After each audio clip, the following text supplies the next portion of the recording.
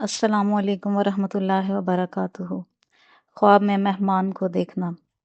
حضرت ابن سیرین رحمۃ اللہ علیہ فرماتے ہیں، خواب میں مہمانی کسی چیز میں جمع ہونا ہے اگر دیکھا ہے کہ اس نے کسی قوم کو مہمانی کے لیے بلایا ہے، دلیل ہے ایسا کام کرے گا جو اس کو شغلوں سے روکے گا، اور اگر دیکھے کہ لوگ اس کو باغ میں مہمانی کے لیے لے کر گئے ہیں اور باغ جاری پانی اور رنگا رنگ کے میووں پر مشتمل ہے، دلیل ہے کہ جہاد کو جائے گا اور شہید ہوگا۔